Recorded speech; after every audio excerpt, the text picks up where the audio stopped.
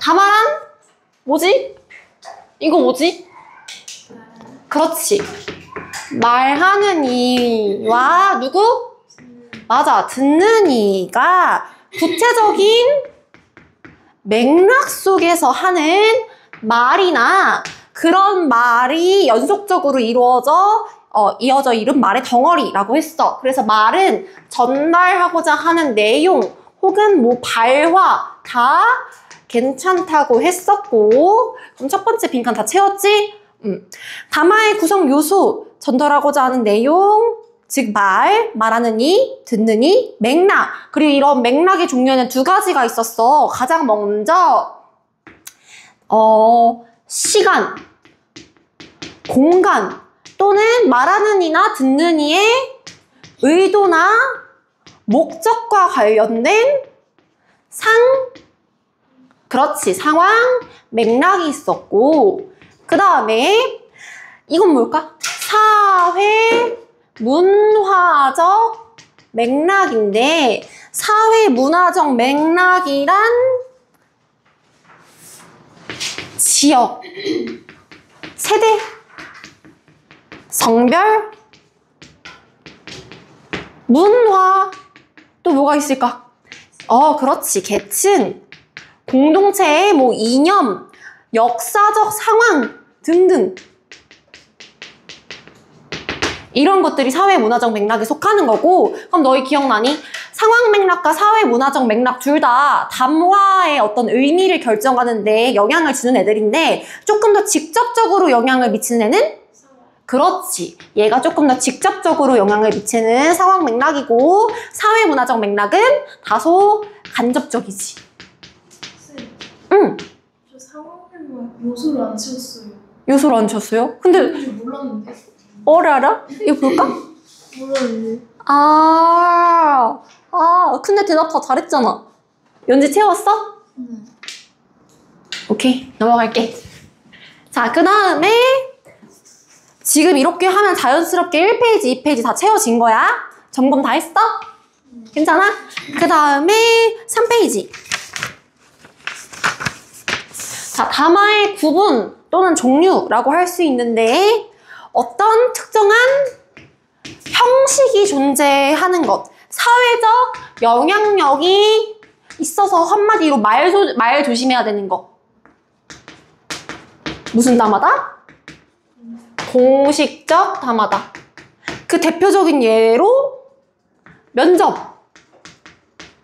토익, 뭐 토론, 연설 이런 것들이 해당이 되지.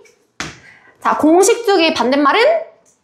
그렇지, 비공식적 담화고, 얘는 형식이 자유로워. 사회적 영향력이 좀 다소 없어서 편하게 얘기할 수 있는 거. 대표적으로 뭐가 있다?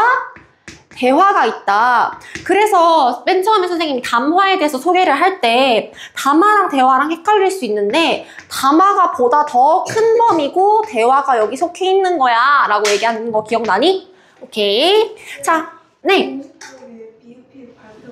맞아요. 발표예요. 잘했어. 그 다음에 담화의 특성으로는 통일성과, 너희 쪽지 시험 보기 직전 쌤이 얘기해줬어. 응집성. 연지 괜찮아? 했어? 자, 통일성은 내용이 하나의 무엇으로? 주제로 통일되어야 한다. 즉, 내용적 측면을 다루고 있는 특성인 거고, 자, 응집성은 담화를 이루는 문장들이 잘 짜임새 있게 연결되어 있니? 를 물어보는 거야. 그래서 뭐 따라서, 하지만, 왜냐하면 이런 접속어나 그녀, 이것, 저것과 같은 지시어가 적재적소에 잘 사용될 수 있어야 한다. 즉, 형식적 측면을 묻고 있는 특성이었어. 여기까지 괜찮아? 그래서 밑에 담화 상황을 고려하는 의사소통 방법, 이거는 뭐 인성에 문제만 없으면 다 풀 수 있는 거였어. 담화의 구체적인 맥락 속에서 의미가 결정되므로 맥락을 고려해야 하고, 말하는 목적 분명히 해서 오해나 혼란 일으키지 않게 하고, 사회문화적 맥락을 고려해서 차별적인 표현을 사용하지 않아야 된다. 이거 다 괜찮아? 자, 일단 여기까지 틀린 거 있는 사람, 일단 서진이 아까 그건 봐줄게. 대답 잘했으니까. 정식점 배우시키요. 그거 한번 봐도 돼? 응. 이거 연지가 꼭 외워야 돼. 알았지? 아, 그래도 빈칸은 얼추 채웠네. 오케이. 오케이. 자, 그 다음에 동백꽃을 소재로 해서 담화 문제 낸 거 보도록 하겠습니다. 동백꽃. 동백꽃 커트라인이지. 동백꽃 커트라인이요? 일단 선생님이 3개 틀린 것까진 봐줄까 싶었는데 어때? 빡빡해? 괜찮아? 연지 어때? 괜찮아? 좋아. 1번에 3번, 2번에 2번, 3번에 그 점순이가 자꾸 추근덕거리는 거 왜 그런 거야? 나에 대한 관심, 호감 이런 내용이면 다 적절합니다. 4번에 4번입니다. 알아서 동그라미 잘했는데 5번에 마름. 자, 마름은 땅 주인에 가깝다고 했어. 정확히 말하면 완전 땅 주인은 아닌데 진짜 땅 주인은 지주라는 인물이 있어. 지주라는 직급이 있는데 지주의 어떤 대리인 역할이랄까? 그래서 실질적으로 실세라고 하잖아. 실세. 마름이 실세였어 그 당시. 괜찮아? 다음에 6번에 3번. 자, 7번은 그때 선생님이 프린터 했을 때 되게 피를 토하면서 설명을 했던 건데 왜? 둘이 신분 차이가 나니까 나랑 점순이가 친해지면 점순이네 부모님이 어디 우리 딸을 넘봐 하면서 이제 다 쫓아내버릴까봐 였잖아. 그래서 모범 답안은 이제 소작을 뭐 둘이 친하게 지내면 소작을 주지 않거나 아니면 집에서 쫓아낼까봐 뭐 이런 식의 내용이 있으면 되거든. 일단 쌤이 한번 쭉 볼게요. 잘 보이려고 이것도 좋은데 약간 좀 반대 의미가 더 강하지. 그러니까 잘 보이려고가 아니라 오히려 뭐라고 해야 될까? 밉보이지 않으려고 쪽이라고 봐야 될 것 같아. 맞는 거예요? 사실상 맞는 거긴 한데. 오케이, 세모. 오케이, 좋아. 다음에 마지막 문제는 8번에 5번이었어. 자, 틀린 거 세주시고. 응? 9번 아, 미안해. 답이요? 아직 답 안 불러. 자, 5초 내 바꿔. 5, 4, 3, 2, 1. 오케이. 자, 9번에 3번, 10번에 3번이었어. 볼까요? 오, 서진품 좋아. 연진 어땠어? 좋아. 그러면 오답풀이 한번 해보도록 하겠습니다. 자, 1, 2, 3번 중에 헷갈리는 거 있었던 사람? 2번. 둘 다 2번 틀렸어? 좋아, 보자.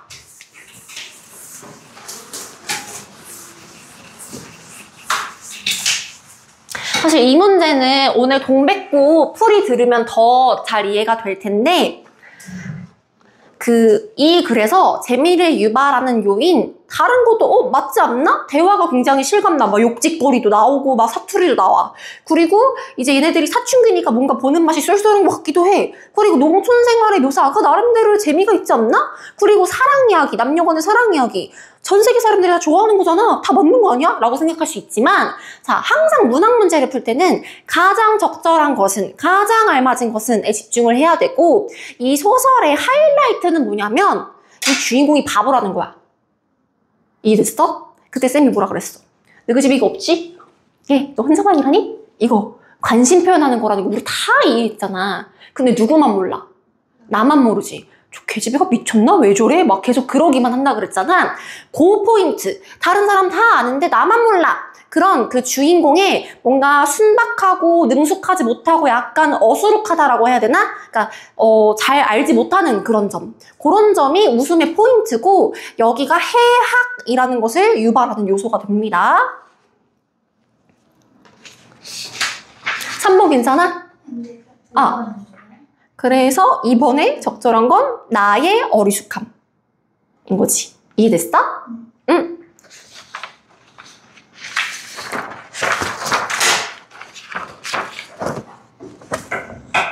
자, 오답풀이 하시고 빗장으로 넘어갈까요? 8번이요. 자, 그리고 서진이는?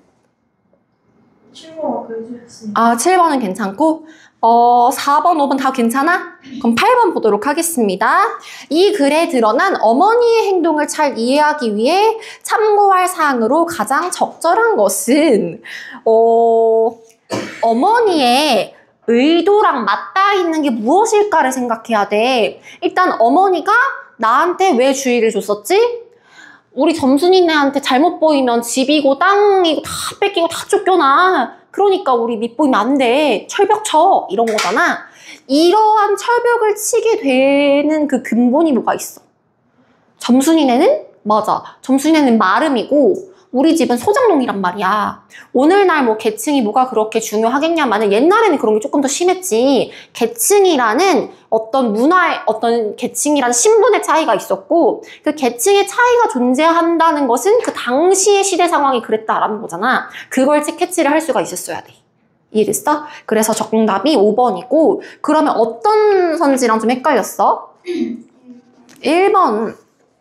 그 배제의 종류와 효력이라는 것은 그 땅을 빌리는 것의 종류와 뭐 땅을 빌리면 어떤 효과가 있는지이잖아. 이거는 적절하지 않은 게 엄마가 말리는 게 땅 배제권의 종류가 달라질까봐가 아니라 그냥 애초에 그냥 다 집이고 뭐고 다 쫓겨날까봐잖아. 그치? 그 배제의 종류를 암만 깨고 있어봤자 얘네들이 막 친하게 지내면 쫓겨나는 거잖아. 소용이 없는 거잖아. 이해됐어?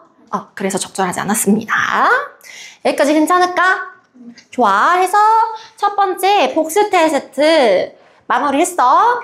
두 번째는 고온 중 진도인 동백꽃 나갈 거고 답지는 어떻게 해요? 답지요? 양심껏 갖고 있을래? 아니야. 양심이 허락하지 않을 것 같아? 상관없는데 응. 찝찝해요. 찝찝해? 맨날 내다가 안 되니까. 아니야. 스스로를 믿어. 나중에 그러다가 시험 직전에 답지 필요한데 없으면 답답하잖아. 연재 오늘 갖고 왔어? 자습서 평가 문제집 좋아. 그거 자습서랑 평가 문제집은 마지막 파트 시간에 꺼내놓으면 되고 오늘은 쌤이 핵심 내용 정리한 걸 좀 갖고 와봤습니다. 그래서 자습서를 놓고. 그러면 숙제로 그만큼 더 해오는 걸로. 오케이?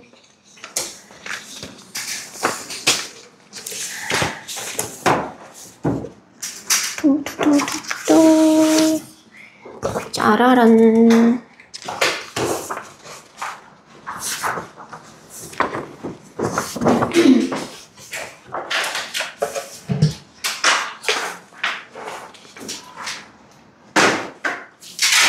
그림을 그려볼까?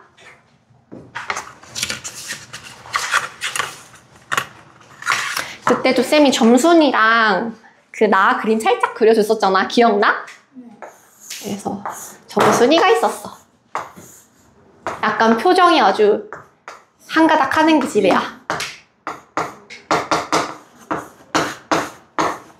다음 시간에 한끗 안 가져와도 돼요? 안 가져와도 돼요. 근데 대신에 한 끝에 자기 시험 범위랑 겹치는 부분이 분명 있을 거란 말이야. 그거는 꼭 풀어와야 돼. 숙제로 꼭 해와야 돼. 괜찮아? 다음에 나가 있었어.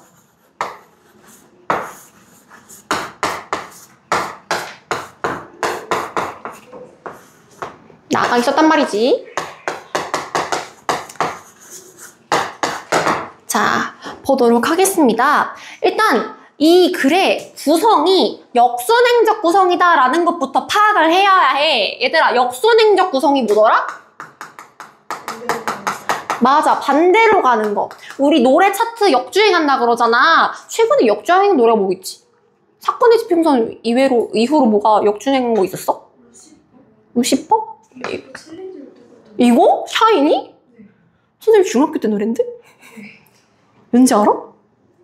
몰라? 아무튼 간에. 자, 노래가 역주행한다 하듯이 시간 순서도 거꾸로 가는 걸 역순행적 구성이라고 합니다. 이건 뭐야? 현재였다가 과거였다가 다시 현재로 가는 이런 식인데 너희가 주목해야 할 표현이 있어. 현재에서 과거로 시간 순서가 거꾸로 간다. 역순행적 구성을 취하고 있다. 이것도 괜찮은데 현재와 과거가 교차된다. 현재와 과거가 교차된다. 이것도 역순행적 구성과 관련이 있는 그런 표현이거든. 연지도 춘향전 공부할 거 아니야. 거기 소설에 그 정답 선지가 아니라 오답 선지로 이런 구성이 나올 수도 있단 말이지. 그러니까 이게 무슨 말인지 잘 알아놔봐. 알았지? 자, 그래서 내용을 쭉 보면 시작이 어떻게 돼? 오늘도 우리 집 수탉이 쪼였다. 막 이러면서 시작이 되잖아. 아니 오늘도 라고 한 거 보니까 이 현재 시점에서 말이야. 요 현재 시점에서 우리 닭이 괴롭힘 당한 게 한두 번이 아니야. 이미 몇 번이 있었어. 누가 괴롭힌 거야? 점순이가 괴롭힌 거야. 심지어 점순이네 수탉은 쌈닭이야, 쌈닭. 그리고 우리 수탉은 아주 작고 연약하고 소중해. 약간 주인 닮나 봐. 그래서 맨날 이제 둘이 싸움이 붙었다 하면 얘가 그냥 압승을 하거든? 뭐 이렇게 중요한 포인트는 아니지만 얘가 또 멋을 부려. 그냥 막 뚝딱뚝딱 패는 게 아니라 쪼고파였다가 휙 돌아가지고 날았다가 했다가 막 이러면서 막 묘기를 부리면서 우리 수탉을 더 괴롭히니까 얘가 더 킹받는 거야. 자, 그렇다면 왜 오늘도 우리 집 수탉이 쪼였나? 그 사건의 전말을 알아가야 되잖아. 그래서 휘리릭 하고 나흘 전이었다. 이런 식으로 과거로 들어가. 괜찮아? 그래서 여기가 선생님이 얘기하는 발단 부분 넘어서 전개 부분 스타트 하는 건데 지난번에 쌤이 잠깐 얘기했던 거. 얘, 너 혼자만 일하니? 막 이러면서 둘이 친하지도 않았는데 얘가 갑자기 왜 이래? 싶은 거야. 너 혼자만 일하니까 재밌니? 막 이러면서 그러다가 감자를 준다 그랬지. 감자. 모락모락 김이 나는 감자를 얘한테 주면서 야, 너 감자 좀 먹고 해. 이게 아니라 내 집이 이거 없지? 막 이러면서 준다 그랬어. 그래서 얘가 뒤도 안 돌아보고 진짜 사람 무한하게 얼굴을 보고 거절해야 될 거 아니야. 나 안 먹어, 니나 먹어. 이러면서. 그래서 일을 막 하고 있는데 속으로 이 집아 미쳤나? 왜 이래? 이러면서 진짜 미쳤나? 막 이런 식으로 이제 생각을 한단 말이야. 근데 뒤에서 소리가 나는 거야. 딱 보니까 얘가 얼굴이 엄청 빨개져가지고는 눈물이 그렁그렁 고여가지고 한참을 막 째려보다가 바구니를 들고 휙 하고 이제 막 거의 넘어질 듯 막 뛰어서 가더래. 근데 얘도 참 바본 게 얘는 그동안 서술에 어떻게 나왔냐면 뭐 부끄러워한다거나 막 수줍어한다거나 화가 나도 막 눈물을 보인다거나 그런 일이 없던 애야. 근데 내 말 한마디에 눈물 얼굴이 시뻘개져가지고 눈물이 막 났잖아. 그럼 내가 뭔가 상처를 줬나? 내가 얘 의도를 잘못 알아차렸나? 이런 걸 생각해야 되잖아. 쟤 왜 저래? 이러고 만단 말이지. 자, 그래서 지난번에 배웠던 내용이랑 엮어보면 첫 번째 상황 맥락을 잘 파악하지 못했던 거지. 물론 점순이도 힘들지 감자 먹으면서 할래? 이렇게 대놓고 말해주면 얼마나 좋아. 하지만 그 여자만의 언어라는 게 있잖아. 집에 이거 없지? 막 이러면서 계속 말하는 게 제가 왜 그럴까? 나한테 관심을 보이는 건가? 이런 의도만 조금 잘 파악을 했더라면 거절을 했어도 좀 부드럽게 거절을 했을 수가 있을 거 아니야. 그치? 자, 그 뒤부터 우리 집 닭이 아까 오늘도 우리 수탉이 쪼였다 하는 것처럼 계속 쳐맞는 거야. 아까 얘기했던 것처럼. 계속 쳐맞아. 또 쳐맞고 또 쳐맞고 또 쳐맞아. 근데 이제 보면 그 얘네 집은 아까 뭐라 그랬어? 소장농 아들이라 그랬지. 얘네 집은 마름 딸이라 그랬어. 그래서 아까도 얘가 얘한테 철벽 치는 이유 중에 하나가 둘이 친하게 지냈다가 점순이네 부모님한테 밉보일까봐 계층의 차이 때문에 그랬다고 했잖아. 그래서 이 점순이네 집은 얘네 집에 아무렇지 않게 울타리를 드나들어. 그래서 이제 닭을 꺼내가지고 막 요놈이다 하면서 이제 엄청 막 맨날 패고 막 이런단 말이야. 맨날 싸움 붙이고. 그러면 이제 나는 점순이네 집에 함부로 들어갈 수 없으니까 점순이는 우리 집 함부로 들어가서 닭 훔쳐놔서 나왔잖아. 근데 나는 그 반대로 못하는 거야. 그래서 점순이네 이 울타리에서 막 이렇게 막 닭 패고 막 닭싸움 붙이고 이러고 있으면 하지마 이러면서 그냥 나무 울타리만 탁탁탁 칠 뿐이었어. 되게 소극적으로 대항할 수밖에 없었지. 이게 성격이 얘가 타고나게 소극적이고 소심해서도 맞고 계층의 차이 때문에 그런 것도 맞아. 괜찮아? 응. 그래서 안 되겠다. 우리 닭이 더 이상 뚜까뚜까 쳐맞으면 안 되겠다 하면서 민간요법을 하나 들고 옵니다. 그게 바로 뭐였어? 기억나? 서진아? 저 아직 안 나왔어. 아직 안 나갔어? 그럼 쌤이 이미 알려줄게. 계속 이렇게 뚜까뚜까 쳐맞으니까 이제 더 이상은 안 돼!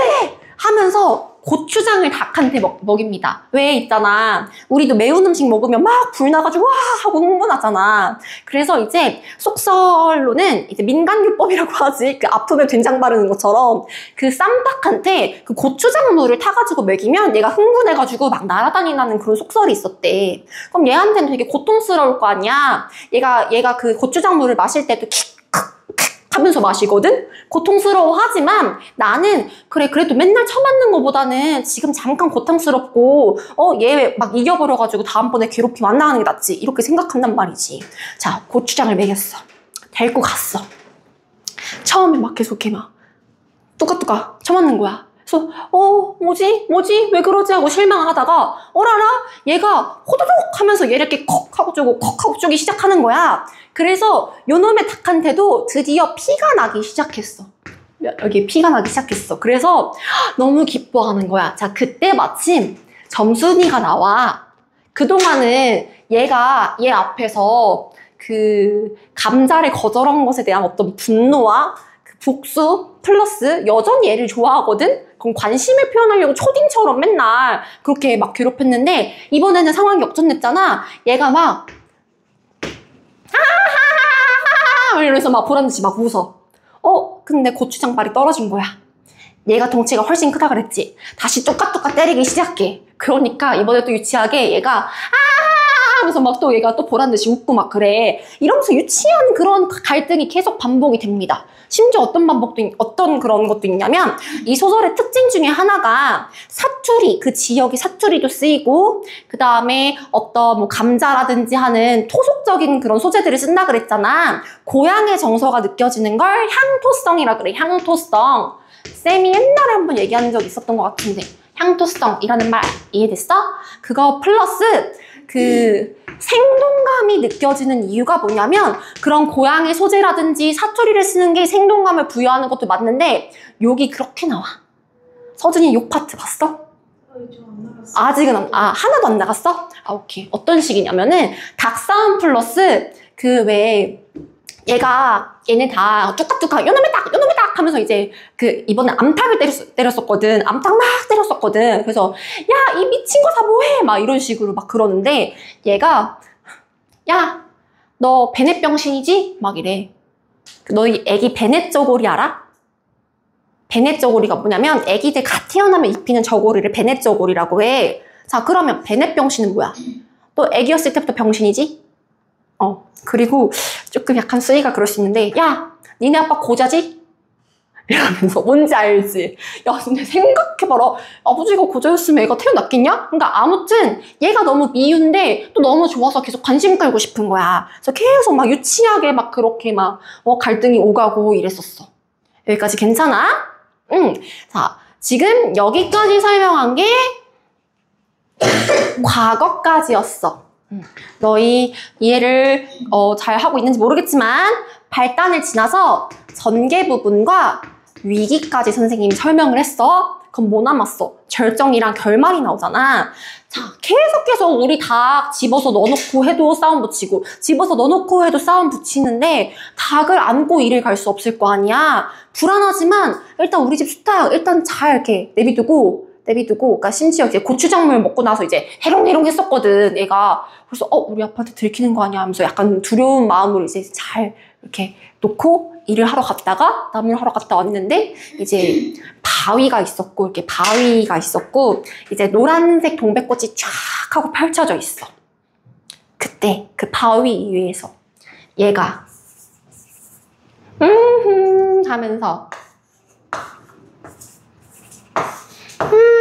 하면서 막 피리를 막 불어. 얘는 바위 하면서 호두나기? 뭐 호두기? 뭐 이런 피리의 종류인데 막 아무렇지도 않게 불면서 앞에는 닭싸움을 이제 시키고 있는 거야. 자, 얘 그동안 엄청 고생했잖아. 근데 이 닭한테 또 뚜까뚜까 맞았잖아. 거의 반 죽음 상태가 된 거지. 얘는 그 소심하고 어리숙한 애가 눈이 확 하고 돌아. 눈에서 막 불이 나는 것 같았대. 그래서 그 약간 비속어 많이 난다 그랬잖아. 당장 고년의 목쟁이를 돌려놓고 싶었다. 약간 이런 표현도 나오거든. 그래서 그동안은 신분의 차이나 이런 것 때문에, 그리고 얘가 또 약간 소심하기도 해서 하지 말라고! 이 미친년아! 막 이 정도만 하고 말았었거든? 근데 이제 얘도 모르게 에라이 하면서 그 지게를 다 벗어 던지고 나무 막대기로 요쪽 닭을 팍 하고 땡 떼인 거야. 근데 매 한 번 탁 내보니까 얘가 깨고닥 하고 죽어버렸네. 어머나, 어떡하지? 그래서 얘가 이렇게 약간 순간 당황하거든? 자. 얘가, 야, 너 우리 집 닭을 죽이면 어떡해? 막 이래. 그래서 얘가 일단은 자기 센 척 해야 되니까 닭 좀 죽이면 어때? 막 이런다? 근데 얘도 이 신분의 차이를 사실 알아. 뭐라고 얘기하냐면, 그럼 누구 집 닭인데? 라고 묻는다? 자, 이때 얘가 분노에 찼다가 굉장히 머쓱해지고 무안해지고 이제 당황하고 이제 어떡하지? 막 이제 두려움이 밀려오는 거야. 왜? 그동안 뭐 때문에 절벽 쳤었어? 신분의 차이 때문에. 그치? 근데 얘네 집 닭 죽였잖아. 그러면 우리 집 이제 집도 뺏기고 땅도 쫓겨나고 다 쫓겨나는 거 아니야? 하면서 이번에는 얘가 막 엉엉 울어. 왜? 자, 참고로 얘네 몇 살? 17살. 앵앵 울어. 자, 여기까지만 보면 얘 완전 천하의 막 못된 여자애 같고 얘 막 처음부터 끝까지 점순이 싫어하는 것 같고 그렇잖아. 근데 사실 그거는 아니었고, 일단 점순이는 마을에서 얼굴도 예쁘장하고 이제 시원시원하게 성격도 그렇게 하고 걔 천연덕스럽게 시집 언제 갈 거야 하고 놀리며 걔 좀 소심한 애들은 몰라 왜 그래 막 이럴 수 있는데 아예 뭘요 이러면서 어른들한테 막 더 이렇게 너스레 떨면서 할 수 있는 그런 좋은 성격을 갖고 있는 애였단 말이야. 근데 얘도 산골소녀 애고 또 사춘기 애니까 그러니까 오늘날에 플러팅 개념이 없었을 거 아니니. 그래서 마음을 표현하고 싶은데 내 마음을 표현한다고 표현했는데 그게 약간 잘못 표현된 거야. 그래서 얘가 도달해치니까 막 분노가 차가지고 얘도 어쩔 줄 모르게 이렇게 나쁜 짓을 약간 했던 거지. 그리고 이 남자애도 그동안 뭔가 이렇게 딱히 왕래를 했던 건 아니지만 동네에서 그런 평이 있었다 그랬잖아. 그래서 나도 제가 예쁘다고 생각했는데 성격도 좋다고 생각했는데 라는 과거의 생각이 있었어. 근데 이제 하도 나를 괴롭히니까 제가 나를 좋아했는데 내가 깐 거다 라는 인식은 못하고 제가 미쳤나? 나 이제 제 목을 꺾어놓고 말 테야 막 약간 이런 생각으로 바뀐 거야. 괜찮아? 자, 여기까지가 아무튼 절정이야. 딱 죽였어. 그럼 어떻게 될까? 얘 이제 쫓겨날까? 자, 얘가 엉엉 우니까 얘가 이제 달래줍니다. 아주 요망져, 아주.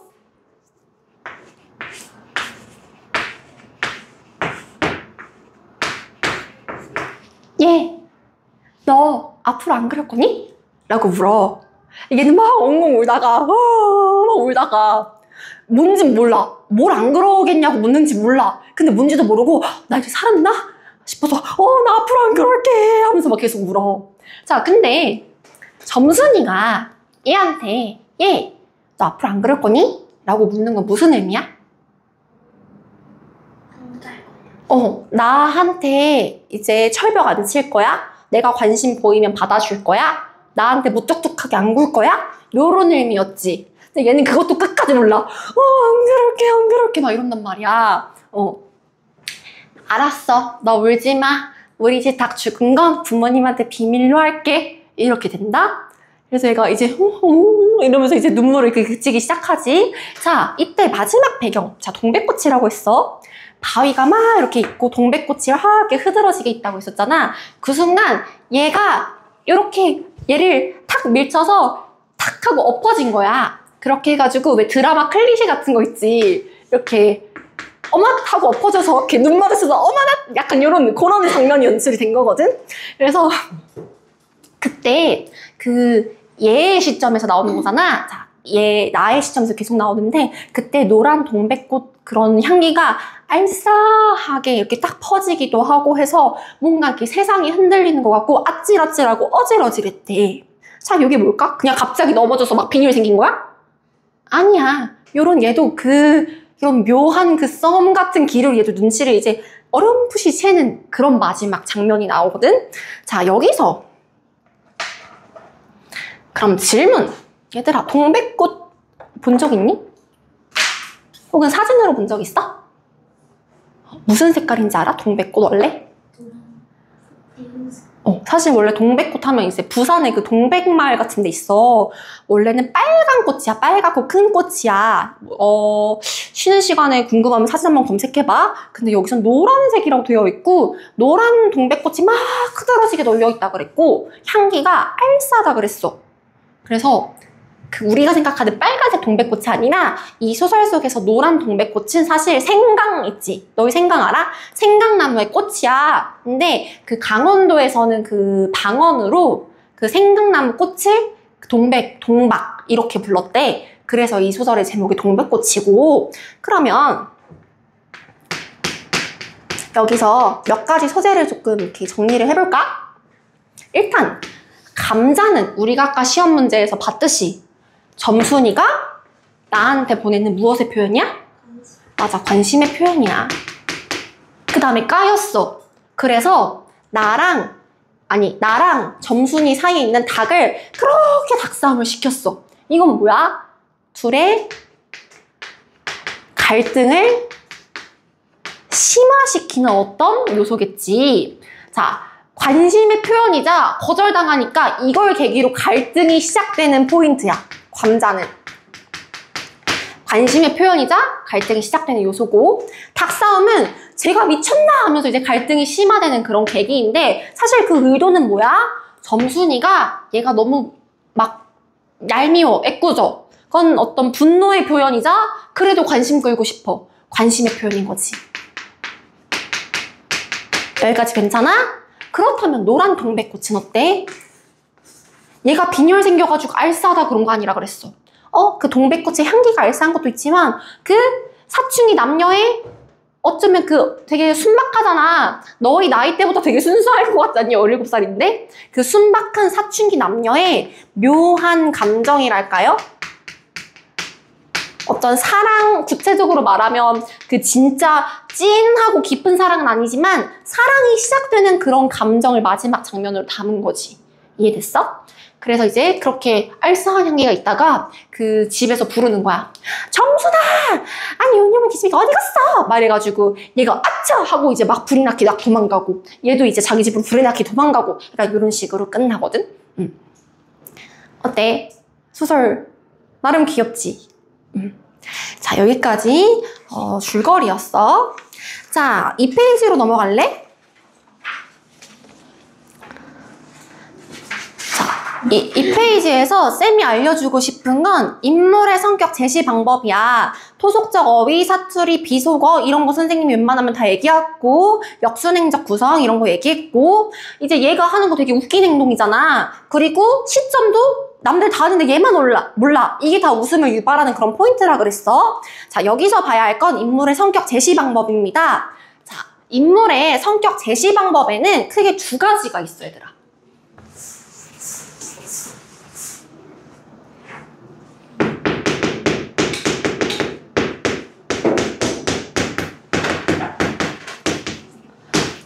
첫 번째로는 그냥 직접적으로 대놓고 얘기해 주는 거야. 이걸 텔링, 말하기 기법이라고 해. 이게 뭐냐면 그냥 서술자가 걔 성격 어때? 라고 얘기해 주는 거야. 우리 소설에서는 어떤 부분이냐면 동네에서도 소문이 났거니와 나도 한때는 걱실걱실 일 잘하고 얼굴 예쁜 계집애인 줄 알았더니 그 부분 어때? 점순이가 일도 잘하고 얼굴도 예쁘고 성격도 좋은 애야 라고 소문이 났어. 그 부분은 서술자가 직접적으로 이야기해주는 부분이겠지. 근데 너희 이제 전문을 지금 읽어보지 않았지만 각을 좀 잡은 게 이 소설에서 대놓고 성격을 얘기하는 것보다 간접적으로 우리가 유추할 수 있는 부분이 더 많은 것 같지 않니? 사실 대부분의 소설에서 더 많이 나오는 부분은 간접적으로 성격을 제시하는 방법인데, 이건 뭐냐면 자, 내가 직접 얘기해주지 않을게. 내가 보여줄 테니까 니네가 한번 확인해봐. 보고 판단해. 라는 방법이거든. 그래서 쇼잉, 보여주기 기법이야. 이건 뭐냐면 쌤이 아까 설명해서 이제 설명하는 과정에서 인물의 대사라든지 인물의 행동이라든지 인물의 뭐 겉모습, 외양이라든지 이런 걸 묘사한 부분이 있었잖아. 너희가 선생님이 소개해주는 대사나 행동이나 외양 같은 걸 보고 와, 얘 성격 한 손가락 하네? 와, 얘 진짜 무뚝뚝하네? 이런 걸 눈치를 챌 수 있었잖아. 그치? 이런 걸 간접적 제시 방법이라고 해. 그래서 쌤이 프린트에 이제 인물의 성격이 어떻게 제시가 되어 있는지 예시로 쭉 한번 써놨거든? 특히 서진이는 꼼꼼히 한번 봐봐. 알겠지? 그 다음에 주요 소재 의미와 인물 간의 어떤 갈등이 있는 거. 그 다음에 이건 더 괜찮은 것 같고 4페이지로 바로 넘어갈까? 3페이지는 쌤이 설명했어. 자, 4페이지까지 하고 잠깐 쉬도록 하겠습니다. 자, 문제에서도 봤지만 이 소설의 웃음 유발 포인트는 뭐냐면 나의 시점에서 서술된 거라 그랬어. 자, 일단 이 사건의 주인공이지, 얘가. 주인공은 점순이와 난데 그 둘 중에 한 명이 서술하고 있었잖아. 1인칭 주인공 시점을 취하고 있었단 말이지. 근데 1인칭 주인공 시점을 취하는데 장점과 단점이 있을 거야, 얘들아. 일단 플러스 장점은 뭐야? 우리 나가 무슨 생각하는지 무슨 심리인지 명확히 알 수 있잖아. 그치? 그리고 웃음 유발 포인트. 다른 사람들 다 아는데 얘만 몰라. 어리숙한 나. 나의 시선에서 사건이 전개가 되는 거다 보니까 웃음을 유발하지. 얘들아, 비웃는 게 아니라 진짜 웃겨서 웃는 거. 약간 귀여운 웃음을 해학이라고 해. 해학성을 유발하는 그런 효과가 있단 말이야. 자, 그러면 단점은 뭐겠어? 우리 점순이의 심리는 막 씩씩댔다, 막 괴롭혔다 이런 걸로 간접적으로 유추할 수 있을 뿐이지 명확하게 알 수는 없잖아. 점순이의 심리, 또 다른 주인공인데 얘의 심정은 명확하게 알지 못한다는 그런 한계는 있어. 물론 그게 재미있는 포인트기도 하겠지만, 그래서 특히 소설 같은 경우에는 소설, 특히 동백꽃이 그런데 시점을 변화하면 어떤 효과가 있게를 많이 물어봐. 일단 너희 시점의 종류에 대해서는 다 알고 있니? 자, 한번 훑어볼까? 소설 속의 인물, 특히 나라는 게 서술자로 등장해. 그건 몇 인칭? 1인칭. 1인칭인데 사건의 주인공이 직접 서술해. 그러면 1인칭 주인공 시점이고, 나라고 해서 소설 속의 등장인물이 나오는데 걔가 사건의 주인공은 아니고 곁다리에서 관찰하는 입장이야. 그러면 맞아, 관찰자 시점이야. 자, 소설의 시점을 묻는 문제는 시험 문제에서 꼭 하나씩 나오는데 1인칭 주인공 시점이다 라는 말로 대놓고 묻지 않고 소설 속에, 작품 속에, 작품 안에 있는 등장인물이 이런 식으로 얘기를 하겠지. 그리고 뭐 이제 주요 인물이 혹은 주변 인물이 이런 식으로 얘기를 할 거고, 이번에는 서술자가 소설, 작품 밖이야. 그러면 몇 인칭이다? 3인칭이지. 자, 3인칭은 애초에 주인공이 될 수가 없을 거고, 근데 신이야. 모든 등장인물의 어떤 생각이 다 알아. 맞아. 전지적 작가 시점이라고 하지. 전지적 작가 시점이 뭐지? 모든 것을 다 알아. 전지전능한 신에서 그 전지야. 다 아는 부분. 근데 이번에는 등장인물들이 무슨 생각하는지 몰라. 그냥 우리가 대사나 행동만 나와 있어서 그걸로 유추할 수 있어야 돼. 그러면 3인칭 관찰자 시점. 왠지도 다 알고 있지. 자, 일단 우리 소설의 시점은 1인칭 주인공 시점이었단 말이야. 근데 어떤 식으로 문제가 많이 나오냐면은 그 아래 예시를 들었어. 예를 들어 시점 바꿔서 얘기를 하는 거야. 만식이는 점순이의 말에 자존심이 상하여서 감자를 거절했다. 점순이는 자신의 호의가 거절당하자 몹시 화가 났다. 어때? 지금 소설 밖에 어떤 서술자가 서술을 하고 있고 얘가 무슨 생각인지, 얘가 무슨 아까 점순이 어디 갔지? 점순이가 무슨 생각인지 다 꿰뚫어보고 있지. 전지적 작가 시점으로 시점이 바뀌었잖아. 이때 효과가 어떻게 달라지게 이런 식의 문제를 소설 속에서 많이 내. 그럼 여기 같은 경우에는 어떤 효과가 있겠어? 남녀 주인공의 시점을 모두 알 수가 있어. 균형 있는 서술이 돼. 더 정확해. 근데 다만 우리가 원작에서 느꼈던 추리하는 재미랄까? 혹은 얘 바보다 바보 하는 그런 것들의 재미가 조금은 떨어질 수는 있겠지. 이런 효과를 비교할 수 있으면 동맥 꽂힌 무리 없이 문제를 볼 수가 있을 것 같아. 괜찮아? 연지도 어쨌든 재밌었지? 일단 여기까지 하고